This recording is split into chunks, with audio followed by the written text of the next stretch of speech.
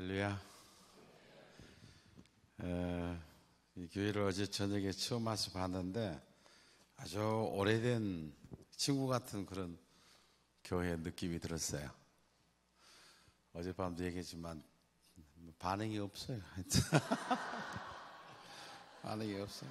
그러냐고 그냥 그러냐고. 저희 교회도 보니까 아멘을 잘 하는 거예요. 저희 교회는 한 4부, 낮에 4부 예배를 드리는데 2부, 3부, 4부를 제가 설교를 합니다. 근데 아멘을 하네요. 어느 날 갑자기 아멘 하네요.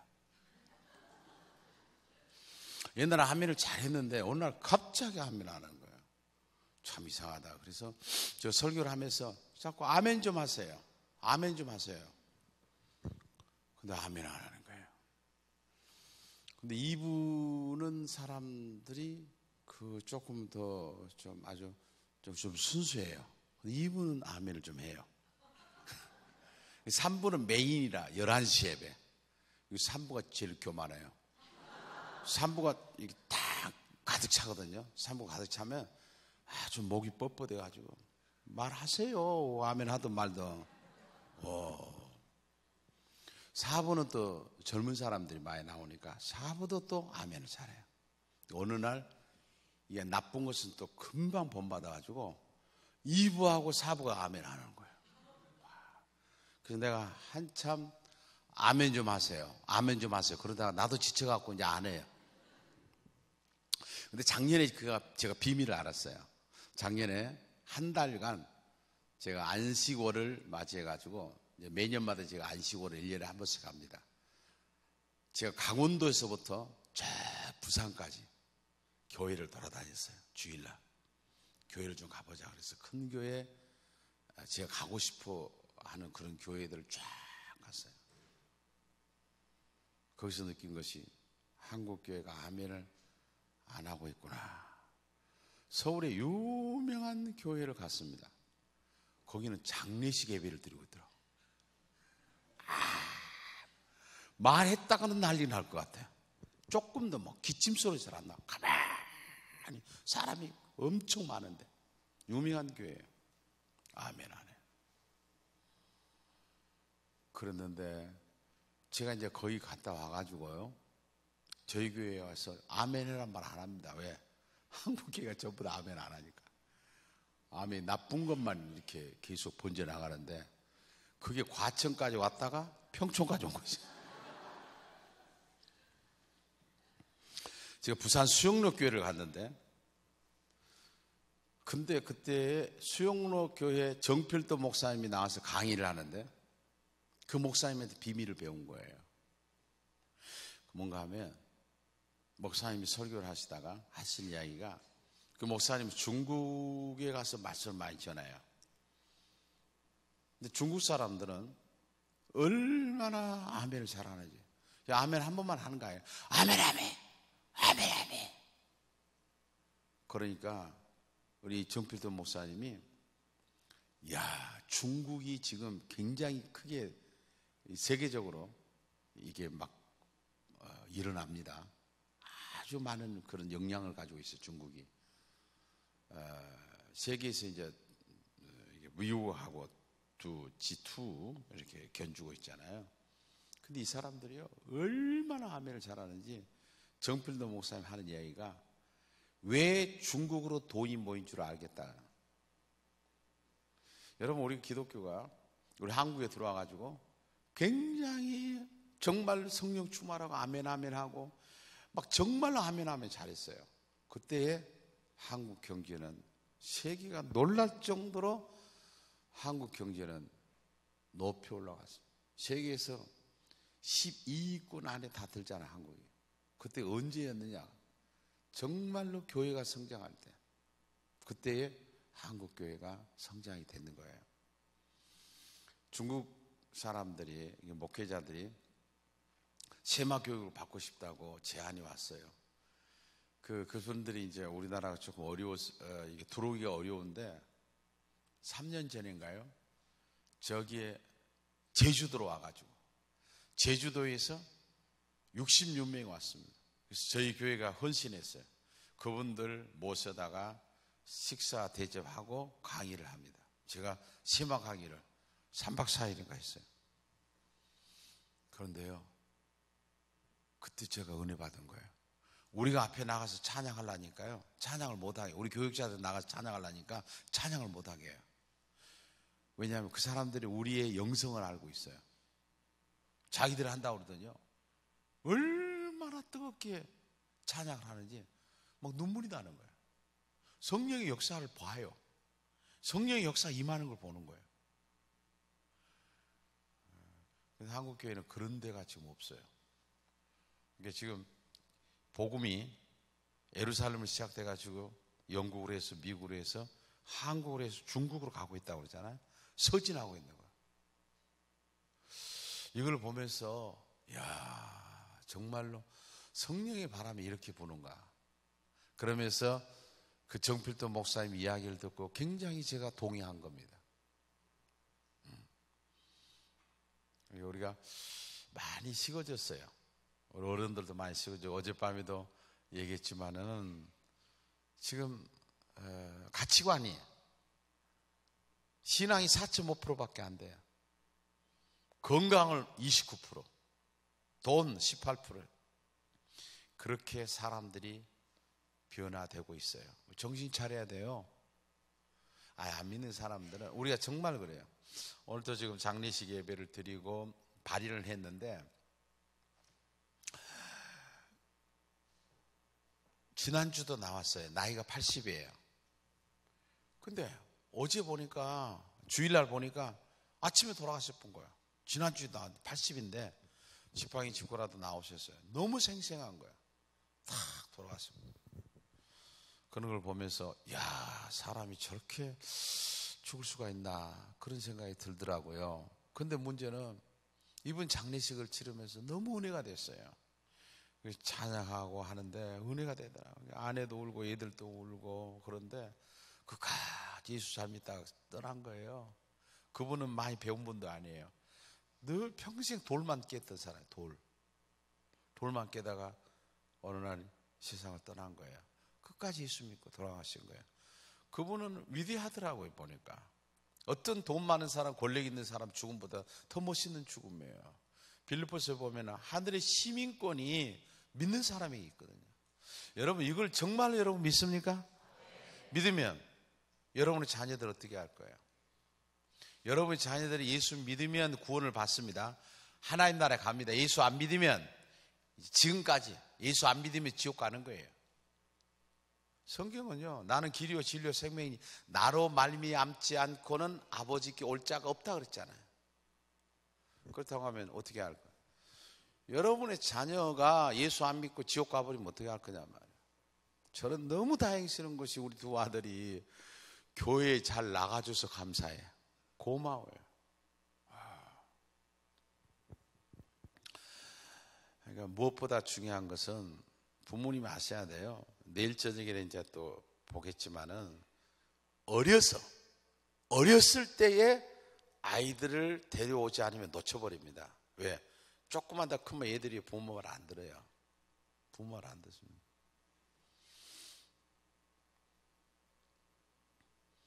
제가 어제 전 얘기 안 했나요? 제가 세미나를 다니다 보면 끝나고 나면 이제 이렇게 상담을 하는 분들이 있어요. 목사님 사모님이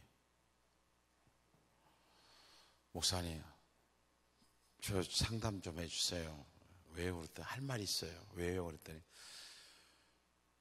우리 아들이 3명인데 목사님 지금 저쪽에 계세요. 우리 아들이 3명인데 다 교회 안 다녀요. 교회 안 다녀요. 목사님이 다른 사람은 전부 천국 보내놓고 자기 목사님 자식들은 지옥 보내는 거예요. 지옥으로 가는 거예요. 제가 태국에 가서 OMF 세계 선교대회에 가서 강의를 하는데 강의가 끝났어요. 그랬더니 일본 선교를 하는 선교사가 나와가지고 얘기를 하는데 자기 2 아들이 있는데 27, 30살 2 아들이 정신병이 걸려버린 거예요. 정신병자 돼버린 거예요. 왜? 자녀들은 하나님이 길러줄 줄 알았어요. 일본 선교를 하면서 얼마나 선교에만 미쳐버린 거예요. 지나다 보니까 애들이 방치가 돼버린 거예요. 목사님, 사모님은 선교에 미쳐버린 거예요. 근데 얘들은 방치해갖고 미쳐버린 거예요. 저희 교회가 OMF 한국 대표가 있습니다. 목사님 계시는데 저희 교회 오셨는데 몇 년쯤 사역을 함께 하고 있습니다만 그분 이야기가 목사님, 선교사 자녀들이 미쳐버리는 자녀들이 많습니다. 왜? 방치를 해버려요.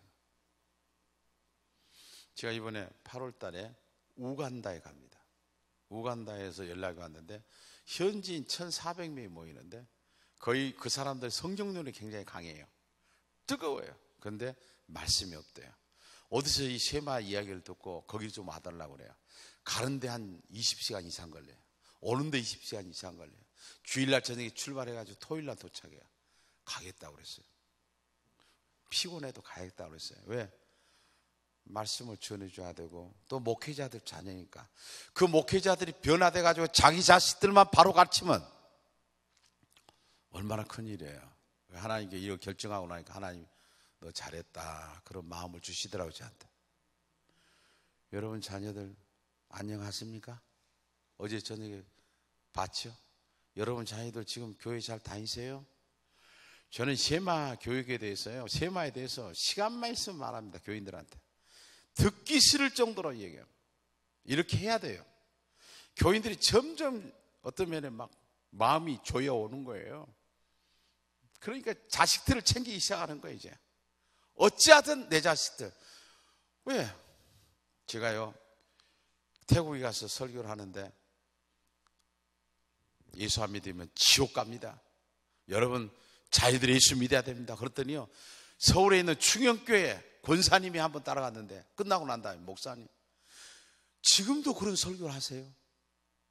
왜요? 그랬더니 예수 안 믿으면 지옥 간다는 설교를 어떻게 목사님이 하세요? 그래. 그런 설교 안 한다는 거예요. 강남에 안 한다는 거예요. 그런 설교하면 인기가 없으니까 해야 됩니다. 성경은 그렇게 얘기하고 있잖아요.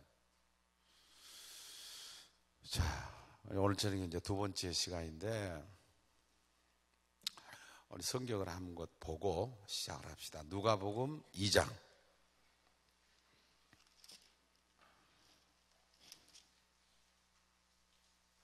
누가복음 2장 41절. 제가 읽고 여러분이 같이 돌아가면서 읽읍시다. 그의 부모가 해마다 6월절이 되면 예루살렘으로 가더니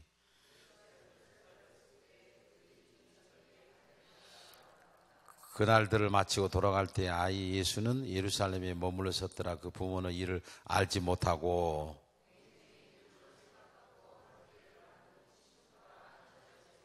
만나지 못하며 찾으며 예루살렘에 돌아갔더니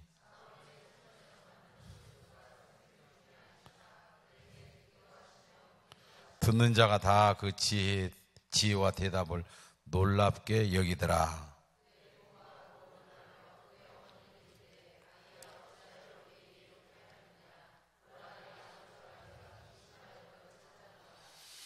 자, 여기서 보면 예수님이 어디 갔습니까? 예루살렘에 가서 유월절 지키러 갔어요. 그런데 예수님을 함께 지금 가야 되는데 하루길을 갔는데 예수님 따라온 줄 알았더니 안 따라온 거라. 이번에 우리 교육자 수련회를 우리 교육자들이 다 한 15명이 갔는데 14명인가요? 갔는데 마지막 날이에요. 이 본문을 봤어요. 가서 재미있었어요. 아주 좋은 교재를 가지고 참 재밌었는데 마지막 날 뭔가 잊어버린 것 같아요. 새벽에 일어났어요. 그래서 이거 뭔가 잊어버린 것 같다. 그 한 말씀을 같이 좀 묵상했어요. 그 아침에 일어나서 이제 새벽인데 기록을 하기 시작했어요. 그리고 떠나기 수련회를 마치고 돌아오기 전에 이 말씀 본 거예요. 이 수련회 기간 때문에 너무 재밌었다고 그래요, 우리 교육자들이. 그런데 갔다 와서 가장 좋았던 시간이 언제냐? 이 말씀을 봤을 때라는 거예요. 역시 목회자들은 틀린 것 같아요.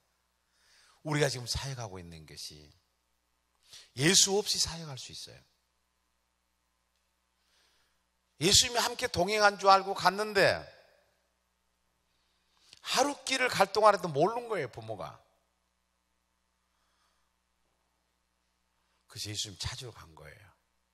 자, 우리가 지금 사역하고 있는데 예수님과 함께하는 사역이냐? 우리 가정에 예수님이 계시냐 이게. 근데 오늘은 그 본문보다는 제가 얘기하고 싶은 것은 여기 예수님을 찾았는데 예수님이 선생들과 함께 묻기도 하고 듣기도 하고, 이게 뭐냐면 하브르타와 디베이트예요. 예수님께서 이 하브르타와 디베이트를, 질문과 토론을 310번 정도를 성경에서 하고 있습니다. 여러 가지 질문법이 나와요. 베드로에게는 집중적으로 질문하죠. 얼마나 베드로가 놀랬을까? 저는 이해가 돼요. 베드로야, 네가 날 사랑하느냐? 사랑합니다. 베드로야, 네가 나를 사랑하느냐? 3번을 물어요. 그때 베드로는 어떻게 했을까요? 여러분 한번 생각해 보세요. 베드로의 마음이. 그러니까 질문, 토론, 바울도 마찬가지예요. 그래서 질문과 토론이라는 것이 얼마나 중요하느냐는 거예요. 이제 여러분, 오늘 저 여러분들이 오신 분들 오늘 저녁에 참 이것만 좀 배우면 정말로 자녀들을 이제는 좀 달리 보고 달리 대화를 하고 다르게 생각할 거예요. 질문과 토론이 얼마나 중요한가. 어제 전에 잠깐 얘기했지만 질문을 하게 되면 머리가 벌써 돌기 시작합니다. 생각을 하게 됩니다. 변화가 일어납니다. 그러다 보니까 질문하고 토론하는 식으로 공부를 하게 되면요, 점수가 부모하고 자녀하고 질문으로 이렇게 잘 돼 있는 아주 좋은 관계가 소통이 돼 있는 아이들은 과목당 15점 내지 25점이 점수를 많이 나와요. 실험을 통해서 하는 거거든요. 그룹도 함께 대화를 하는 그룹과 대화를 하지 않고 혼자 공부하는 그룹 사람의 차이는 엄청나, 배가 차이가 나요. 이 점수가. 그러니까 우리가 대화를 하고 소통을 하고 한다는 게 얼마나 중요한지 몰라요.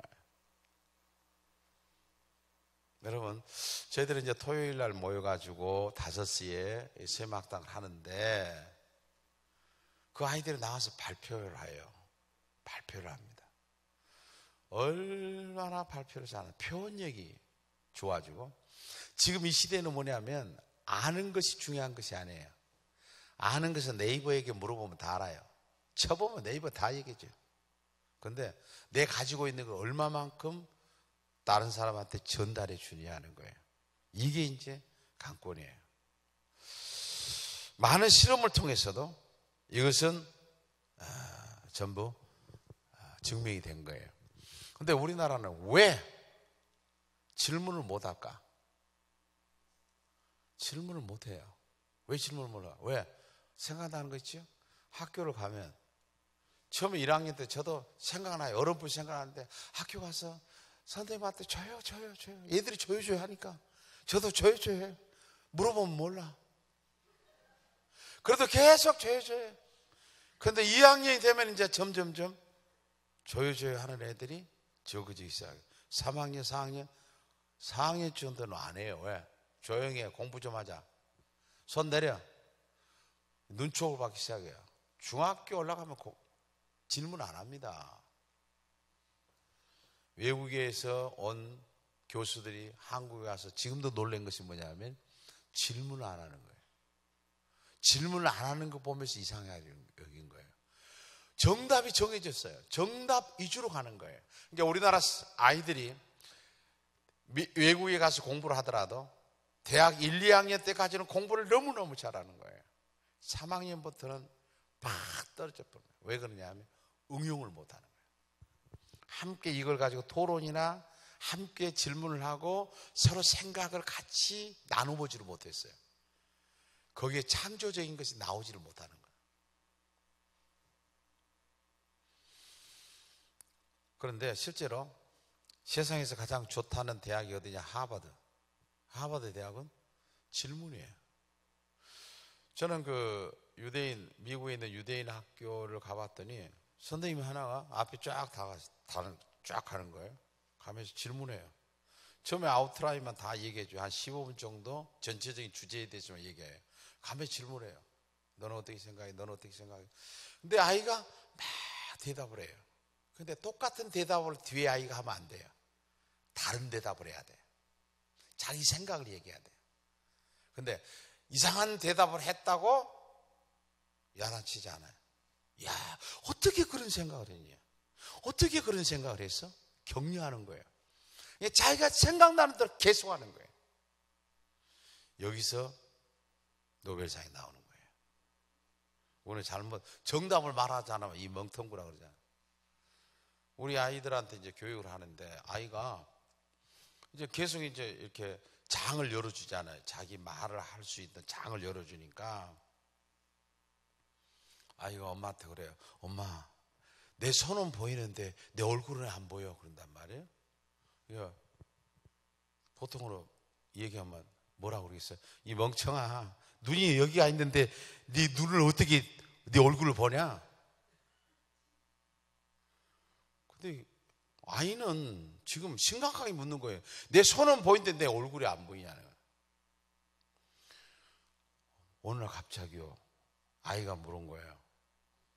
엄마, 아담과 하와는 예수 믿었어? 그런 거예요. 엄마 아빠가 지금까지 신앙생활을 살아오면서 한 번도 들어본 적이 없네요. 아이는 이게 궁금한 거예요. 어느 날 제가 이제 이 성경 공부를 하고 있으면 제가 쭉 이렇게 가운데로 쭉 한 바퀴 돌아요. 가는데요, 어떤 집사님이, 목사님, 우리 아이가요, 그분도요, 의사 부인이에요. 의사 부인인데 뭐라고 그러냐면, 우리 아이가 이런 질문을 했어요. 목사님 좀 대답 좀 해주세요. 그래. 뭔데요? 저도 겁나요. 왜 내가 대답 못하면 어떡해? 그런데요, 얘가요, 목사님, 왜 성경은 마침표가 없냐는 거예요. 나도 처음 들어보죠. 쉼표나 마침표가 없어요. 여러분 봐봐요, 성경을. 얘가 이걸 본 거예요. 자세히 보는 마침표가 없냐. 엄마가 고민이 된 거예요. 그런데 저한테 물어보네. 하나님이 지혜를 준 거예요. 참, 제가 뭐라고 대답할게요? 마침표가 없는 것은 성경을 읽으라면 계속 읽어라. 제가 얘기해놓고 제가 하는 말이 아닌 것 같아요. 뭐냐면 아이들이 궁금한 거예요. 많아요.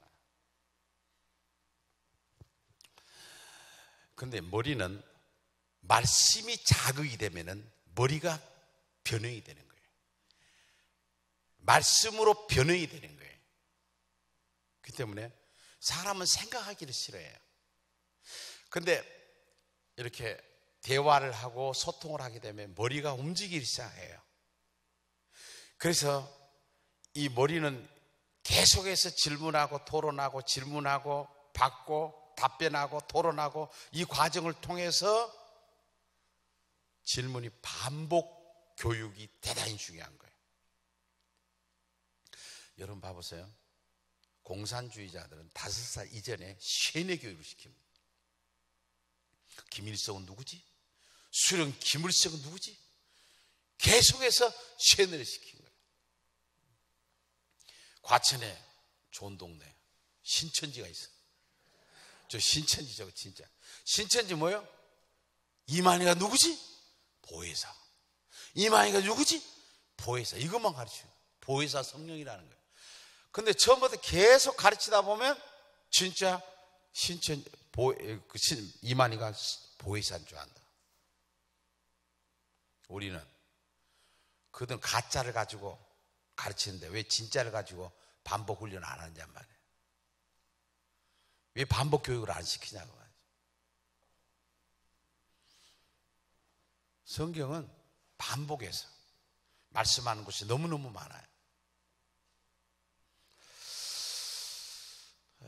이것은 우리가 뇌 발달 그러게 되면요, 이것은 제가 얘기하는 게 아니라 이렇게 대화하고 소통하다 보면 뇌는 발달되게 돼 있다, 그렇게 보는 것입니다. 이제 그러면 어제 조금 얘기했지만은 우리 아이들에게 지금 아이들이 굉장히 망가지고 있는데 이 아이들을 어떻게 해야 되느냐. 아이들은 속을 모르잖아요. 여러분 아이들이 어느 정도까지 됐는지 몰라요. 그래서 토요 세막당 책을 만들었는데 이 책 내용 안에 보게 되면 아이에게 질문하는 시간이 있어요. 고민 이야기하는 시간이 있어요. 아이들 칭찬하는 시간이 있어요. 이런 과정을 통해서 공부만 하는 게 아니라 대화를 하기 시작합니다. 대화를 하다 보니까 아이에게 피드백을 받아요. 우리 아이가 지금 영적 상태가 어느 정도가, 우리 아이의 마음이 어느 정도 상태가 있느냐 알 수가 있는 거예요. 얘기했잖아요. 어제도 넘치는 교회 하다 보니까 아버지를 죽이겠다고 그러잖아요. 이 교육을 받으러 태국에서 왔는데 7개 나라에서 옵니다. 특별히 일본 사람들이 굉장히 이 교육을 좋아해요. 태국에서 온 선교사님 사모님이에요. 한없이 울었대요. 왜 울었느냐 하면 자기는 이제 이 선교사나 목사님 자녀들을 가르쳤어요. 근데 본인 자식은 못 가르치는 거예요. 우리 자식이 지금 구원의 확신이 있느냐 없느냐는 모르는 거예요. 어느 날 갑자기 근데 구원의 확신이 있어 그렇게 할 수도 없잖아요. 지금 한국 교회는 40%가 구원의 확신이 없습니다. 아이들도 40%가 구원의 확신이 없어요. 교회 현재 다니고 있는 사람. 근데 이 사모님이 왜 한없이 울었느냐 하면 이제야 토요일날 우리 아이를 데리고 토요 세막당에 가서 아이하고 공부를 하면서 우리 아이의 마음의 상태를 알게 되겠구나. 너무너무 좋아서 한없이 울었다는 거예요. 또 한 분, 부산에 있는 대동교회라는 교회가 있는데 그 교회에서 우리 세미나를 받고 부산까지 가면서 한없이 울었대요. 부모들이. 여기서 안성에서 차를 타고 부산까지 가면서 한없이 울었대요. 왜? 교육을 받고 나니까 우리가 문제라. 부모가 문제라. 한없이 울었대요. 이 이제 세마 교육을 이 공부 자체가 그냥 써진 책이 아니에요. 오늘 한번 좀 빼보라고 그랬더니 우리 지금 세마 책을 몇 권을 썼냐면 175권을 썼더라고요. 저희 지금 교회에 쓴 게. 그러면 주일날은 어떻게 하느냐? 주일날은 여러분 대개 이제 부목사님에게나 전도사님들에게 교육을 맡기잖아요. 근데 부목사님이나 전도사님이 자기가 좋아하는 말씀을 많이 해요. 내가 성령론에 좀 강하다 그러면 성령에 대해서 많이 말씀해요. 성교에 대해서 강하다면 성교에 대해서만 말씀을 하게 돼 있어요. 편식하지 않아요. 근데 하나님께서는 성경을 주실 때는 66권을 주었어요. 창세기부터 계시록까지 주신 것은 알아라고, 읽으라고, 행하라고 주신 거예요. 어떻게 가르쳐야 됩니까? 지금까지는 한국교회가 부분적으로 편식을 시킨 거예요. 그러니까 주일학교를 다녔고 난 다음에도 성경에 대해서 잘 몰라요. 부분적으로 알아요. 근데 주일학교 교과서를 어떻게 만들었냐 하면 창세기부터 계시록까지 3년 단위로 핵심 주제, 중심 주제, 실제 주제를 150가지를 만들어서 1년에 50가지씩 3년마다 돌아가도록 만들었어요. 이 공부를 하다 보면 내가 창조에 대해서 배우려고 하면은 창조에 대해서 고등학교까지 5번을 배우게 되는 거예요. 이런 과정을 통해서 아이들이 건강한 아이들로 자라게 되고 편식되지 않아요. 예수 그리스도의 장성한 분량에 이르도록 아이들이 자라나게 되는데 더 좋은 건 뭐냐면 사실은 저도 중학교 2학년 때 예수를 믿었지만은 그때부터 저는 반사를 했어요. 교사의 반이 반사라. 왜? 그때는 이제 중학교 2학년이니까 중학교 2학년이 뭘 알아요?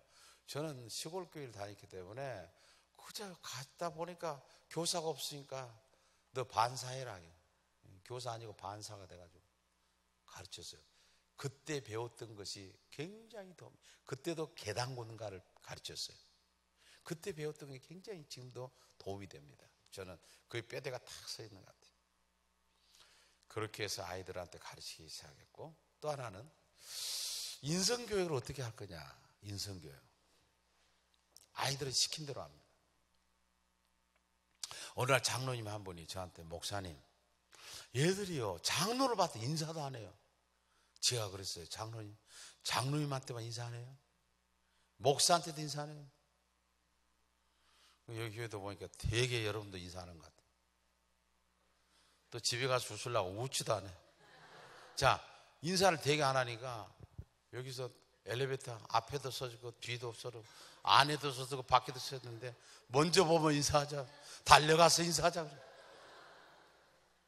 나는 그 말을 무슨 말인지 알아요. 우리 교회도 가면 조금 수준 높게 썼어요. 영어로 Smile and happy. 웃으면 행복하다. 그래서 이 교육이 너무 좋아가지고 평촌 1회급 빼버리고 과천 약수 교회 이래가지고 먼저 본 사람 인사, 오늘 사진 찍어놨어요. 다음에 우리 교회 한번 볼 거라. 그런데 아이들을요 인사를 시키면 합니다. 인사를 시키면 해요. 안 시키니까 그래요. 인사 훈련을 시키는 거예요. 그래서요 아이들한테 어떻게 인사하는 거예요. 그러고 난 다음 우리 교회는요 교회가 역동적인 교회가 되는 거예요. 다른 데 기자들이 와서 저에게 취재하러 왔다가도 어른만 보면 인사해요. 애들이 예배 끝나고 가면 전부 인사하는 거예요. 어른들한테 인사해요. 애들이 습관이 돼버린 거예요.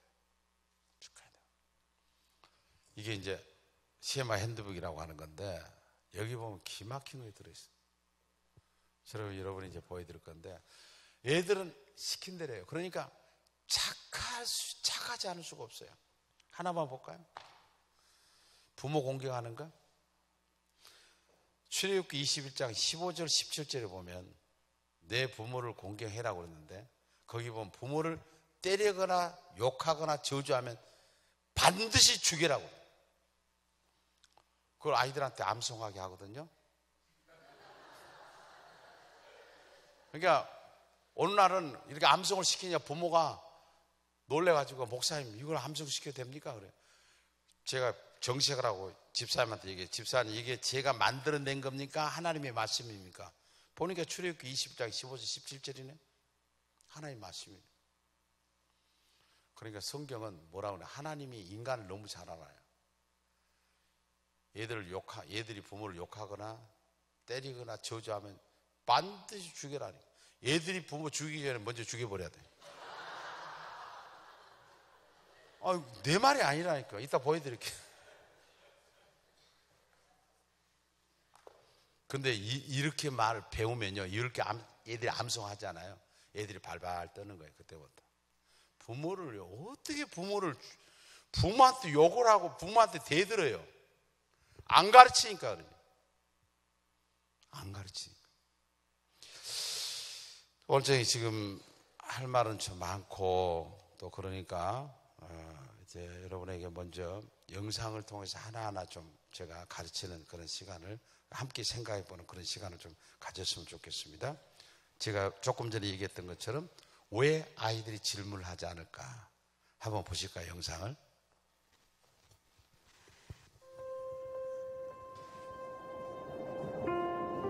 배움은 모르는 것을 향한 탐구입니다. 질문을 안 한 이유 1번입니다. 질문과 대답은 1번이에요? 나의 생각을 키우는 말들이죠. 그런데 우리는 언제부턴가 생각하는 말들을 잃어버렸습니다.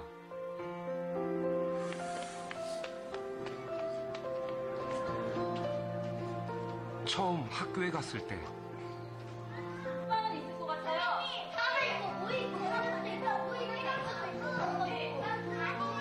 그땐 하루에도 몇 번씩 손을 들어 묻고 대답했죠. 세상은 신기하고 궁금한 것 투성이었습니다.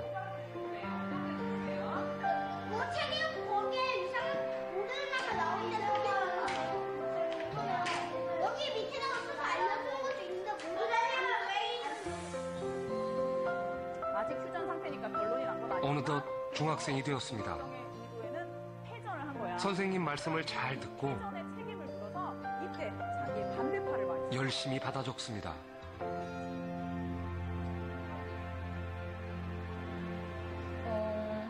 일단 궁금한 게 안 생겨요. 왜냐하면 공부를 하는데 어려운 것만 시키고 계속 프린트랑 공부만 책만 읽게 시키니까 궁금한 게 생기지도 않고 그냥 수업한다는 식 그거밖에 안 돼요. 그 사이 변해버린 아이들. 무슨 일이 있었던 걸까요?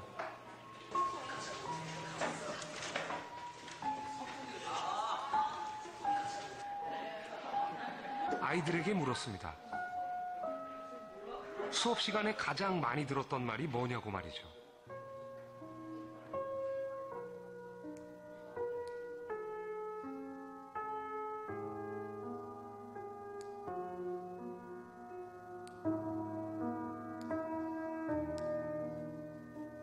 우리도 어디선가 많이 들어본 말들입니다.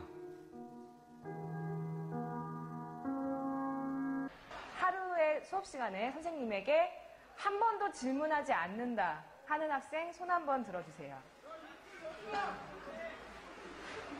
중학생이 되면 다 질문 못해요. 정답이 정해져 있어갖고 거기서 조금만 벗어나면은 비난을 받는 거예요. 질문 같은 경우에서도 마찬가지로 만약에 선적으로 질문을 하면은 튀는 사람이 되는 거예요. 이제 저도 정답만 찾게 된 것 같아요. 그렇게 제가 다른 말을 해봤자 그게 정답이 아니니까 그게 틀렸다고 말을 듣는 순간 다시 너무 작아지니까 창피해지는 때가 너무 많아서. 정답만 확인하는 시험지 앞에서 물음이란 애당초 불필요한 것이었을지도 모릅니다.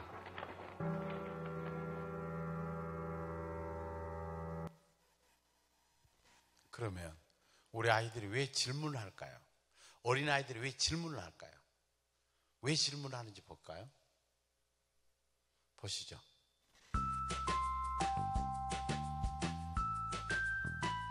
이런 말이 있어요. 미운 3살이라는 말이 있어요.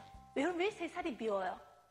3살이 너무 귀엽죠. 근데 귀여운 3살이라 안 하고 미운 3살이라 그래요. 또 이런 말도 있습니다. 3살 버릇 여든까지 간다 했어요. 도대체 왜 3살이 왜 이렇게 중요할까? 밉기도 하고 3살 버릇 여든까지 가는 이유가 뭘까?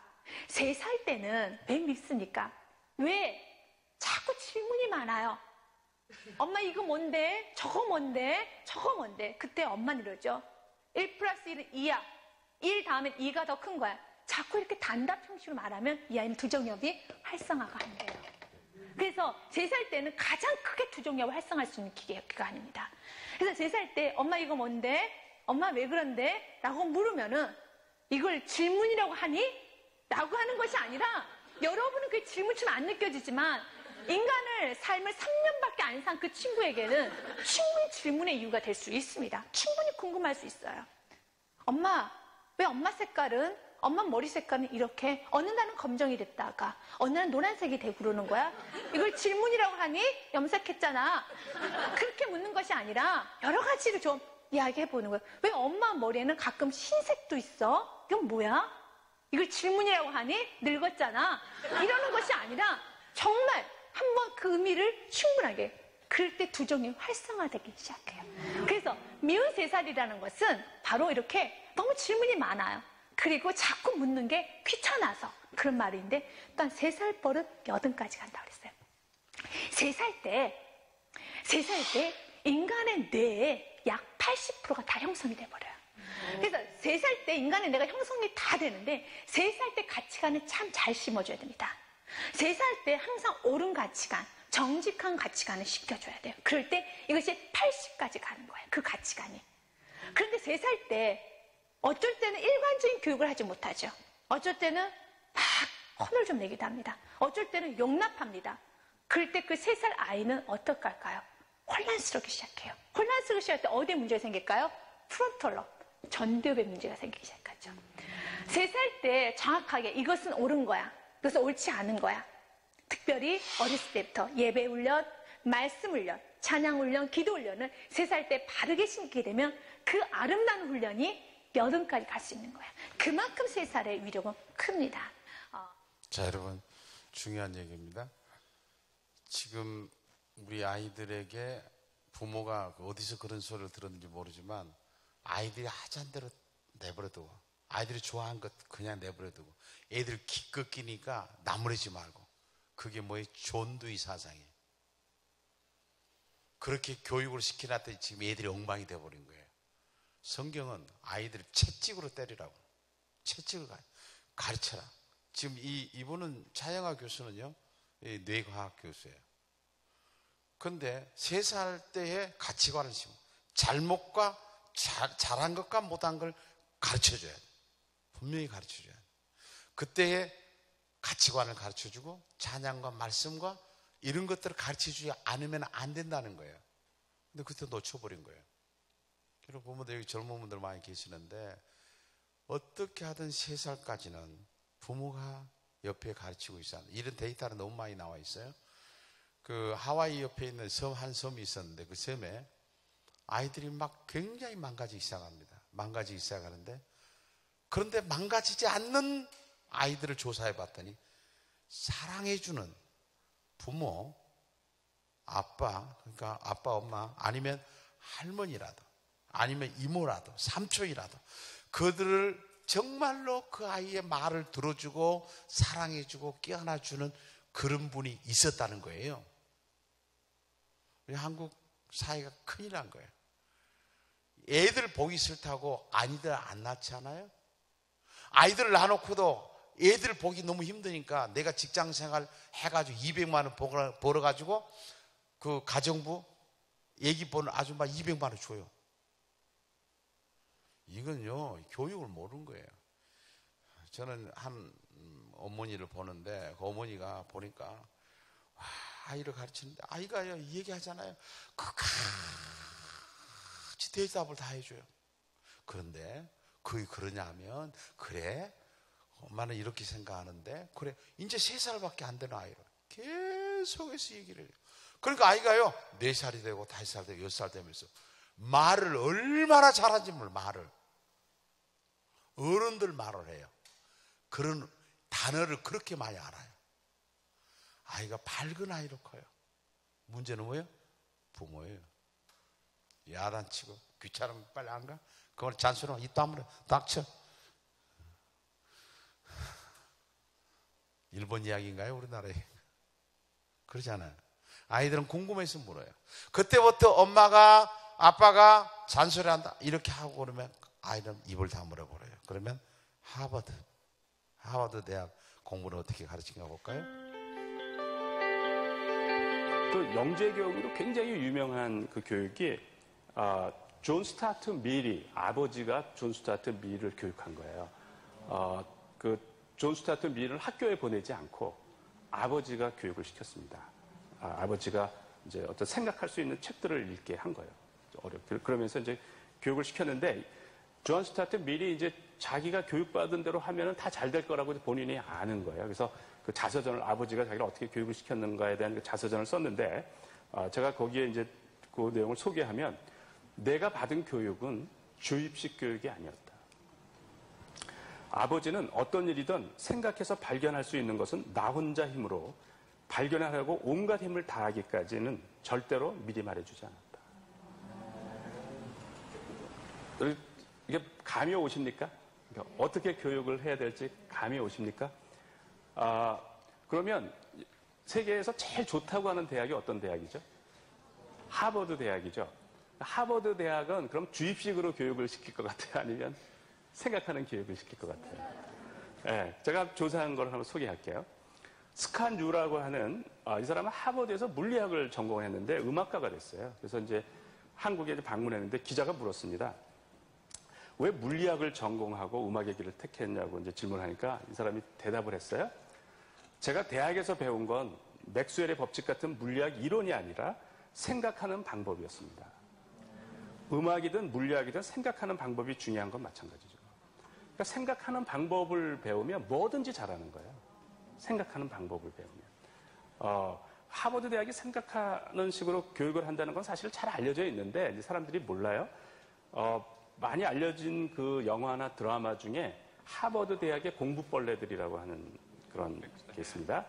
거기에 그 킥스필드 교수가 강의를 하는 거 보면 계속 질문을 해요. 그죠? 그러니까 질문이 학생들로 하여금 생각하게 만드는 거예요. 질문을 하면 생각 안 할 수가 없어요. 여기에 비밀이 있는 거예요. 여러분, 이제 부모하고 같이 아이들하고 공부를 하잖아요. 아이가 부모가 물어요. 지금 책을 가지고 물어요. 묻고 가만히 기다려야 돼요. 경청이라는 게 굉장히 중요합니다. 우리가 이제 내담자, 상담에서 내담자라고 그러죠. 내담자가 와서 자기 문제를 가지고 오면 상담자는 그의 말만 잘 들어줘도 그 사람의 문제를 70% 해결해요. 말만 잘 들어줘도. 우리는 너무 바빠요. 계속 대답을 계속 요구해요. 그런데 아이가 말할 때까지 기다려주는 거죠. 그때 아이는 계속 생각하고 있는 거죠. 이 훈련이 계속해서 되면 될수록 반복하면 되면 될수록 더 깊이 생각하게 됩니다. 그런데 자, 우리가 우리 지금 머리에 말씀의 자극을 주면 어떠할까? 어떻게 될까? 한번 볼까요? 말씀의 자극을 주면. 초등학생들은 다음 세대의 꿈나무들이에요. 초등학생들은 축복해줘야 되고, 초등학생들은 우리가 영원하게 아름답게 품어주면서 마냥 축복만 해줘도 충분하게 그들에게 힘을 줘야 되는 것입니다. 초등학생 교육은 너무 중요합니다. 이 초등학생들이 어떻습니까? 아직까지는 혼자 자립하지를 못해요. 그리고 무엇이 혼자 결정하기는 힘이 듭니다. 그래서 항상 부모의 의존적이에요. 그 부모를 바라봅니다. 일단 부모를 롤 모델로 삼습니다. 선생님은 롤 모델로 삼습니다. 대부분 어른들을 롤 모델로 삼아요. 그때 그 어른들이 어떻게 행동하냐에 따라서 초등학생들 바라보면서 그 그림대로 나아가기 시작합니다. 그런데 우리 어른들이 일반적인 교육을 하고 옳은 것만 보여주면 참 좋겠지만 그렇지 않은 경우가 있어요. 그럴 때 여러분 그 아이들이 무엇을 심어줘야 될까요? 말씀을 심어줘야 되겠죠. 우리가 한번 이 말씀을 심어주는 것에 대해서 이제 우리 이어서 뇌로 한번 들어가 보도록 하겠습니다. 말씀을 심어준다는 것은 뇌 신경세포에 말씀에 대한 자극을 많이 주는 거예요. 우리가 뇌 안에 보면 145개의 신경세포가 있다고 그랬었죠. 이 신경세포는 자극을 받을 때 이어진다고 되어 있어요. 자극은 게 무엇일까요? 말씀에 끝이 자극을 받는 거예요. 아, 이렇게 하면 안 되나? 아, 이렇게 해야 되는구나. 라고 말씀에 대한 자극을 받기 시작합니다. 그러면서 내 생각의 전두엽은 어떠한 것으로 말씀의 가치관으로 바뀌어지기 시작합니다. 그러면서 내 감정은 어떻게 되기 시작하냐면 말씀 안에 보면 참 사랑하라고 그랬어. 그리고 항상 우리 하나님께서는 누군가를 축복해 주라고 그랬어. 여러 가지 것을 합니다. 그러면서 내 안에 감정에 대해서도 많이 살아나기 시작합니다. 그러니까 말씀이 들어가게 되면 이제는 가치관이 변화가 되는 거죠. 그러니까 어렸을 때부터 말씀을 가르쳐 주는 것이 얼마나 중요한가라고 하는 거예요. 그래서 세계적으로 이런 변화를 일으키는 그런 그 어떤 단체라든지 이런 경우는 실험을 통해서도 하는데, 하여튼 5살 이전에만 나에게 이 아이를 맡겨주면 이 아이를 변화시킬 수 있다는 거예요. 왜? 5살 이전의 교육이 얼마나 중요한가요? 근데 이 놓쳐버린 거예요. 여러분요, 아이들이 이제 중학교 정도만 들어가도 아이들이 말 안 듣습니다. 부모 이제 힘이 생기니까. 왜 내가 말을 들어야 할 이유가 뭐 있어요? 그러니까 내일 강의해야 될 것이 뭐냐면 잠언 22장 6절을 보면 어렸을 때 말씀을 가르치면 늙어도 떠나지 아니하리라. 그러니까 지금 안 늦어요. 지금이라도 어렸을 때. 커버리면요. 그리고 예수를 믿게 된 때가 언제냐? 어릴 때일수록 예수 믿는 확률이 더 많아요. 그건 데이터로 나온 거 아니에요? 그러니까 어렸을 때에 말씀이 들어가게 되면 평생 간다고 말이죠. 이 원리예요. 그러면 우리가 생각을 안 하게 되면 머리가 어떻게 되냐면 머리가 생각하지 않는 뇌로 변형이 돼버린다는 거예요. 생각을 하면은 생각하는 뇌로 변형이 되는데 생각을 안 하면은 생각하지 않는 뇌로 변형이 돼버립니다. 보실까요? 6번입니다. 6번. 근데 요즘 아이들은 이 학원 저 학원 계속 다니면서 생각할 수 있는 시간은 없죠. 그냥 엄마가 짜준 스케줄대로 뛰어다니기 바쁜 거예요. 그래서 어떠냐면 하루에 1시간도 생각할 시간이 없어요. 거기다 텔레비전 봐야죠. 여러분, 이거에 쓰는 시간이 얼마인지 아세요? 학교 가서 공부하는데 애들이 한 7시간 써. 여러분도 그러잖아요. 네. 낮에 뭐 일하는데 좀 시간 써. 그리고 나서 이런 식으로 문자하고 어쩌고 쓰는 시간, TV 보는 시간, 잠자는 것 빼고요. 먹는 것 빼고요. 네. 자, 이게 뭐예요? 생각하지 않고 우리가 반응하는 데 쓰는 시간이 무려 35시간이죠. 그럼 생각을 언제 하냐고요. 그러네요. 그래서 결론적으로 보면 우리가 일주일에 단 하루도 혹은 일주일에 단 1시간도 생각하지 않고 넘어가는 시간이 너무나 많은 거죠. 세상에. 자, 더군다나 아이들은 어떨까요? 생각 안 하고 있죠. 이게 얼마나 큰 문제냐면 뇌가 변형된다는 거예요. 어머나. 생각하지 않는 뇌로 변형이 되는 거죠. 그러니까 단순 반응만 하는 뇌로 변형이 돼요. 그 이유가 뭐냐면은 여러분들도 이미 변형 많이 되셨어요, 우리. 여러분 인터넷으로 뉴스 보시죠. 왜 신문으로 뉴스를 안 보고 인터넷으로 뉴스를 보면 한 기사를 보고 집중적으로 생각하는 사색 능력이 떨어지기 시작해요. 인터넷 뉴스 들어가서 보잖아. 그러면 누가 뭐 학교 폭력 이러다 보면 그 밑에 관련 뉴스가 떠. 엄마 오열 그러면 또 막 거기 들어가서 봐야 돼. 막 들어가서 5명 검거 그럼 막 들어가서 봐야 돼. 일진의 구성 막 들어가서 봐야 돼. 정신이 없죠. 뭐 내가 원하는 생각을 못 하고요. 남들이 무차별로 넣어주는 생각을 툭툭툭툭툭툭 받다 보면은 사색은 안 하고 뭐가 돼요? 단순 해독기가 돼요. 머리가 단순 해독기가 돼요. 그래서 더 이상 생각하지 않아요. 이게 엄청난 문제죠. 자, 여러분 아이들은 어떨 것 같아요? 애들 문자 어떤 식으로 하는지 아세요? 우리처럼 한 문장 다 채워서 한 장 다 채워서 문자 안 보내요. 그랬니? 헐, 이렇게 계속 왔다 갔다 그래요. 애들은 3글자 이상 쓰지도 않아요. 이거 머리가 완전히 이렇게 다 분절돼 있는 상태가 되어가는 거지. 심각한 문제는 어렸을 때부터 아무 문제 없이 적응하고 산다는 거죠. 그래서 아이들의 뇌가 이제는 어떻게 됩니까? 아이들의 뇌가 이제는 다 단순 해독기가 되고 분절되고 그래서 뇌가 제대로 작동을 안 하는 거예요. 좀 심각합니다. 이것은 실제로 여러분들 텔레비 앞에서 텔레비를 보면 안 좋다는 게 왜 그러냐면 텔레비만 보면은 생각하지를 못해요. 지금 텔레비가 가는 대로만 계속 가고 있거든요. 그 다음에 또 갖고 들어가고 나가고 그것만 보잖아요. 생각을 못하죠. 모든 거예요. 스마트폰 애들이 텔레비보다 스마트폰보다 게임하다 생각을 못해요. 그러니까 이제 대화를 하게 되면 이제 생각을 하게 되는 거죠. 대화를 하면 답변을 해야 되니까. 우리는 옛날에는 뭐 이렇게 스마트폰 같은 거 없을 때는 전화 한 10개, 20개나 외우고 있었잖아요. 오늘 물어볼까요? 남편 전화번호 아느냐고. 단축 다이얼 1번 남편 전화 1번. 2번 어머니. 3번 큰아들. 4번 이것만 안다고. 번호 단축 다이얼만 알았지 번호도 몰라 잘. 손 한번 들어볼까요? 우리가 이게 뇌가 그렇게 지금 이 시대에 따라서 막 변형이 되기 시작하는 거예요. 그러니까 아주 이게 그냥 굳어져 버린 뇌가 돼버린 거예요. 생각을 하지 않으니까. 그런 시간이 없어요. 그래서 이게 큰 사람들은 어디서 나오느냐 하면 시골에서 많이 나온다고 그래요. 큰 사람들. 우리나라 대통령들 다 촌 사람들이 전부. 김영삼 대통령, 김대중 대통령, 노무현 대통령 다 시골 사람들. 전부. 왜? 어렸을 때부터 이게 깊은 생각을 해요. 시골에서 살아면서 메뚜기가 뛰어다니고 뱀이 지나가고 꽃이 피고 이런 걸 보면서 아이가 굉장히 그런 데서 많은 생각을 해요. 거기에서 큰 인물이 나온다는 거예요. 지금의 현대사회 이런 곳에서는 그런 생각을 할 여유가 없어요. 그 생각을 할 수 있도록 해줘야 되는데 그 역할을 누가 해야 되죠? 부모가 해줘야 된다는 거죠. 그래서 이것은 성경적 부분을 떠나서라도 그래요.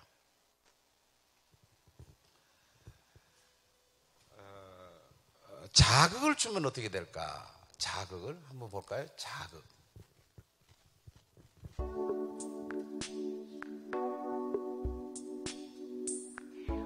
미국에서 발견된 우리 제니라는 친구가 있었습니다. 그 제니라는 친구의 히스토리는 그렇게 시작이 됩니다. 엄마와 아빠에 의해서 제니가 태어났습니다. 그런데 어머님은 눈이 보이지가 않아요. 눈을 보니 눈에 장애를 갖고 있고 아버지는 극도로 아기를 싫어합니다. 그런 병적인 증상을 갖고 있습니다. 그가 10개월 될 때까지는 정상적으로 진단을 받았어요. 그래서 10개월 이후서부터는 그 아이는 병원에 와본 적은 없습니다. 10개월이 지나고 난 다음에 그 아이를 어디다 지하 방에다가 그 아이를 가둬버린 거예요. 그 아버지가. 그러면서 10개월 지나고 난 다음에 그 아이를 지하 방에 그냥 어머니의 모이만 먹일 수 있도록 그렇게 점하고 그냥 가둬놨습니다. 그럼 어느 정도 유동식 음식을 먹을 수 있는 나이가 되니까 어머니의 그 손길을 차단시켜버렸어요. 그래서 그 아버지는 극도로 아기를 싫어했었어요. 아기 울음소리도 듣기 싫어하고 아기가 움직이는 것도 듣기 싫어하고 아기 자체를 싫어하는 어떤 병적인 증상을 갖고 있었습니다.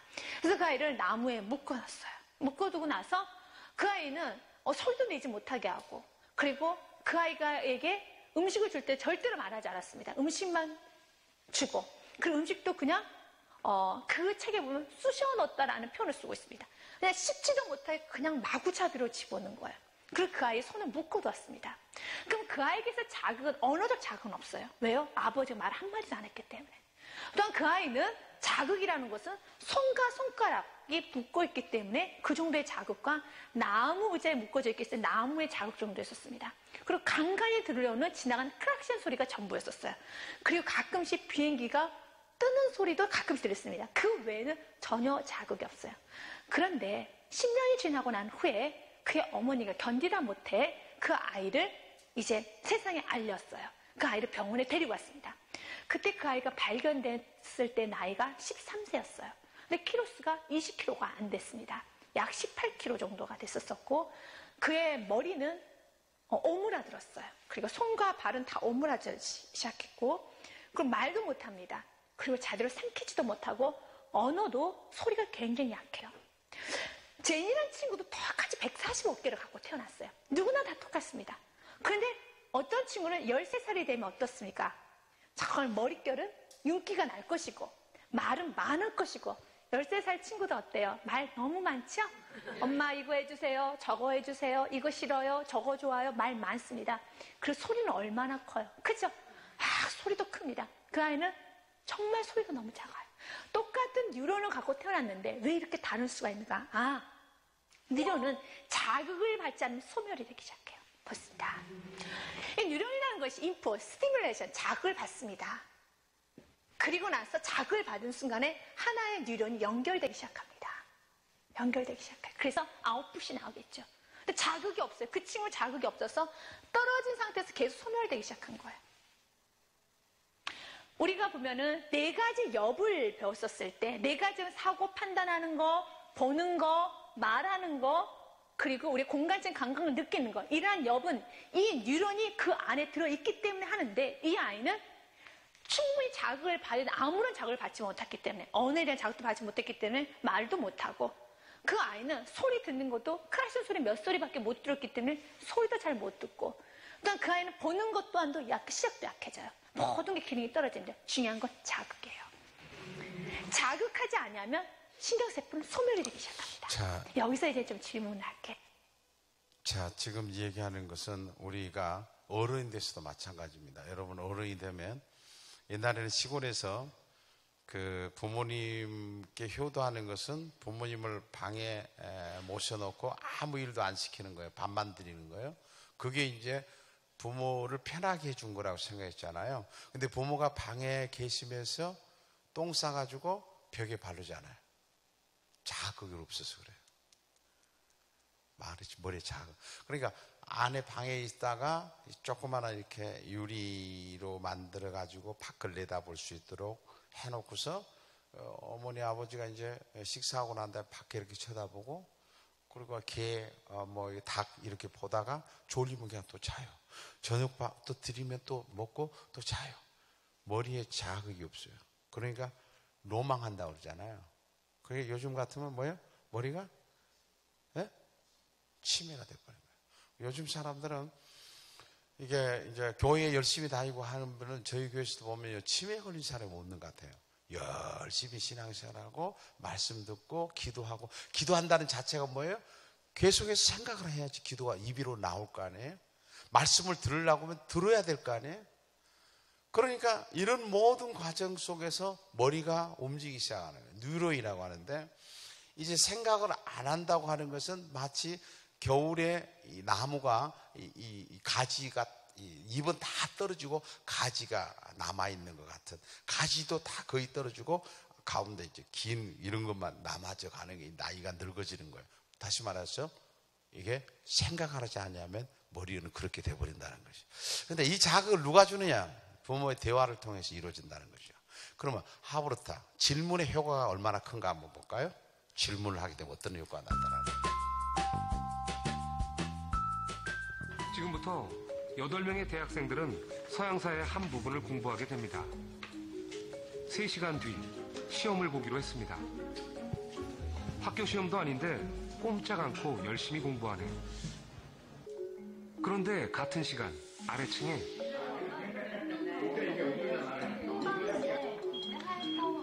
또 하나의 공부방이 있습니다. 말하는 공부방입니다. 이 방에서는 혼자 공부해서는 안 됩니다. 서로 묻고 설명하며 공부해야만 하죠. 다들 혼자가 익숙할 텐데 시끄러워 공부가 되기나 할까 걱정입니다. 결국에 이 식민지들까지 다 이어서 하나의 큰 제국으로 같은. 그래도 공부가 재미있어 보입니다.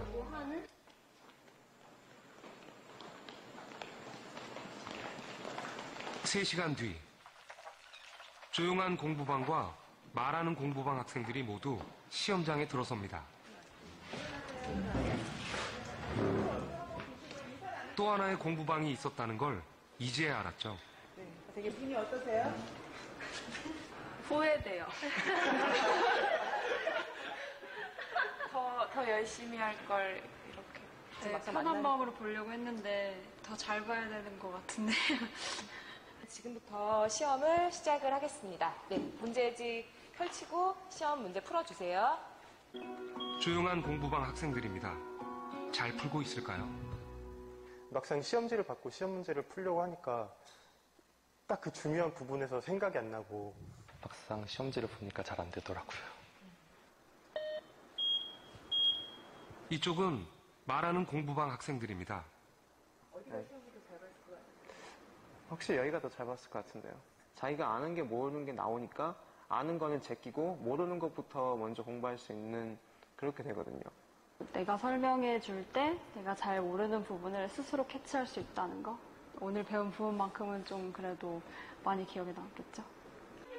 정말 말하는 공부방이 시험을 더 잘 봤을까요?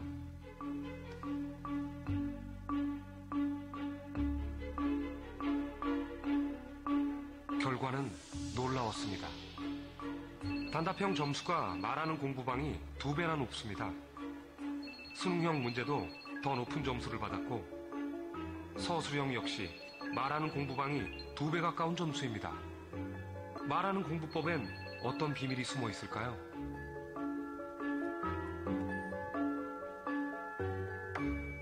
아마 처음 이런 장면을 보신 분들께서는 많이 놀라셨을 거예요. 그런데 이게 심리학자들의 눈으로 보기에는 그다지 놀라운 결과가 아닙니다. 이른바 메타인지라고 하는 것이 있습니다. 우리가 일반적으로 하는 생각들, 이런 걸 인지라고 부릅니다. 그런데 이 인지를 바라보고 있는 또 다른 눈이 있습니다. 이걸 메타인지라고 하죠. 뭔가를 말로 설명해보면 압니다. 듣기만 하며 지식을 집어넣는 것과는 달리 말로 설명하면 내가 아는 것과 모르는 것, 필요한 것과 필요 없는 것이 생각으로 정리되는 걸 느끼죠. 메타인지가 작동하기 때문입니다. 보시죠. 이 학습 피라미드는 공부를 한 다음 24시간 후에 남아있는 비율을 나타낸 것입니다. 듣는 공부는 5%가 남지만 말하는 공부는 90%가 남습니다. 그러면 실제로 이게 지금 대화를 하지 않아요. 다른 아이하고 지금 상대가 있어가지고 친구와 친구 사이라도 계속해서 말을 한단 말이에요. 그러면 그 학습 효과가 얼마나 크느냐. 효과가 얼마나 크냐. 거의 배가 나온단 말이에요. 그럼 부모하고 자녀하고 같이 소통을 한 아이가 점수가 얼마나 더 높을까.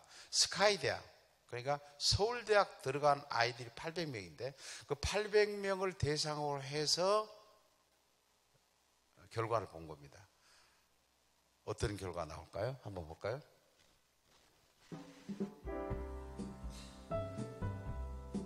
대화는 이렇게 그 말이 이렇게 아니에요. 오고 가야 되는데 부모님들이 말은 엄청 많이 하시죠. 13번 하세요, 목사님.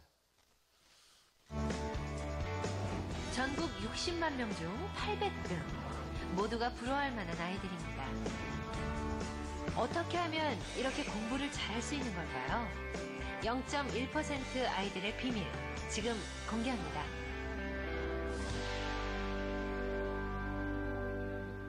.1%의 비밀을 밝히는 과정에서 흥미로운 사실이 발견됐습니다. 어제같이도 밤새서 컴퓨터 하지 않고. 어제는 정말 끌려서. 그런 충동을 조절할 수 있게 네가 스스로 어떤 계획표 같은 걸 세워놓으면 좀 조절이 되지 않을까? 계획표 지킬까요? 그러게 너는 나름대로 줄였다 그러는데 엄마가 볼 때는 잘못된 행동만 언급할 뿐 감정적으로 말하지 않습니다.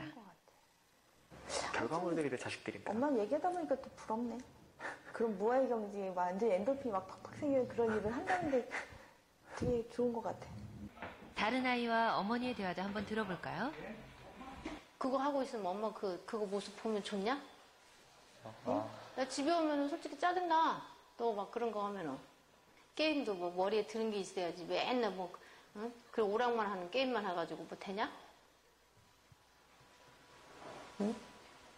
머리는 확 비어있는데 맨날 그 오락만 하고 있어?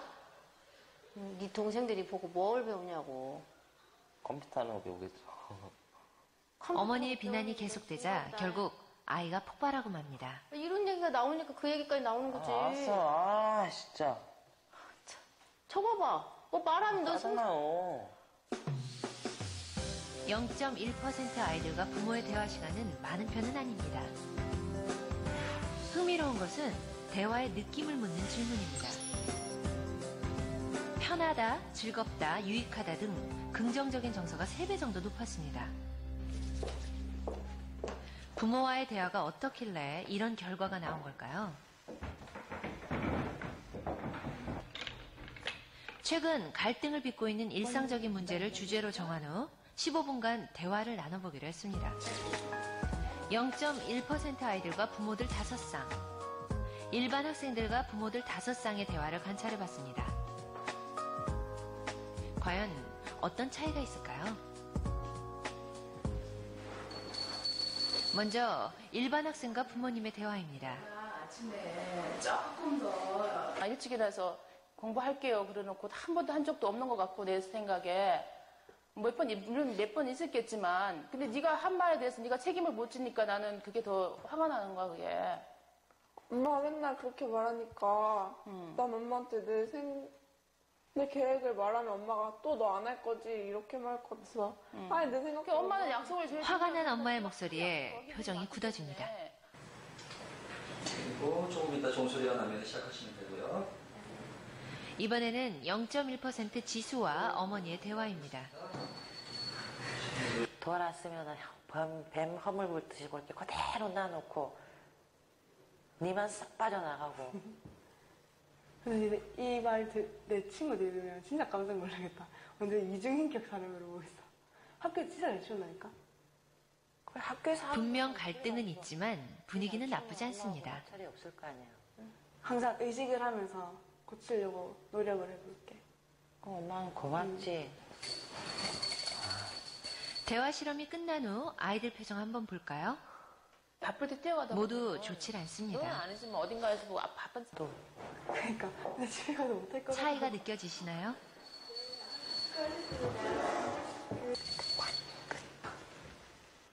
끝난 건가요? 네. 일단 뭐 좋죠. 좋은 게 전 요만큼 좋고 어머니 이만큼 좋은 게 문제지만 일단 좋긴 좋죠. 엄마가 계속 저한테 그것만 부탁한다고 하는 거 보니까 아 내가 평소 때 정말 많이 잘못을 했구나. 그냥 잔소리 좋구만. 서울여대 아동청소년 심리연구소 남은영 교수팀의 대화 분석을 의뢰했습니다. 책들을 평가했어요. 언제가? 미세정서 분석 코칭 시스템은 관심, 수용, 애정, 비난, 경멸, 조롱 등 16가지의 감정을 초단위로 관찰하는 과학적 대화 분석법입니다.